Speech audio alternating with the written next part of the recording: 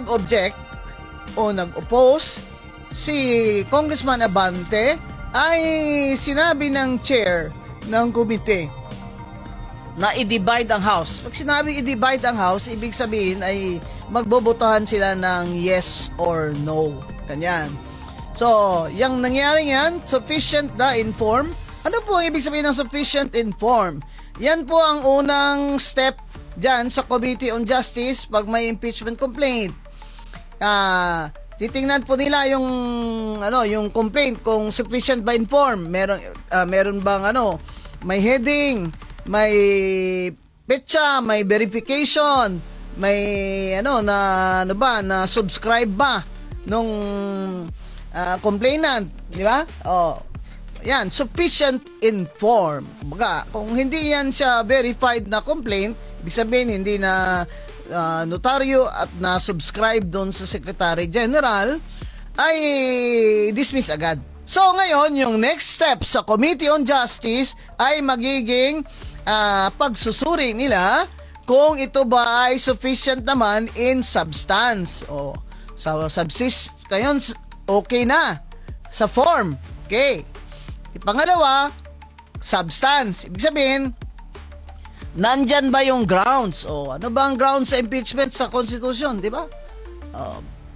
Betrayal of public trust, graft and corruption, bribery, treason, di ba? Mga ganon. Yan, At sinasabing, si BBM, dahil nagdodroga siya, nagko-cocaine siya, yan ay isa sa grounds nila sa betrayal of public trust. Anyway, the second step is now, nandyan ba yung grounds? Titingnan kung sufficient in substance. Andyan ba ang grounds? Andyan ba yung mga ebidensya niya? Naka-attach ba dyan? Hindi ko naman alam kung may na-touch silang cocaine dyan. Baka hindi. Baka picture lang.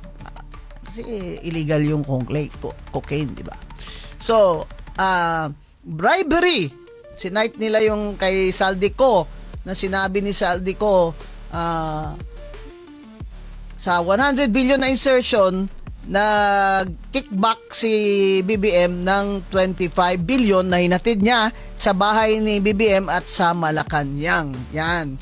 Bribe, graft and corruption yan. Pagkatapos na maging sufficient in substance, ay maging is aakyat na sa i-attach na yung lahat ng mga dokumento, tapos iaakyat niya na ng committee sa plenary.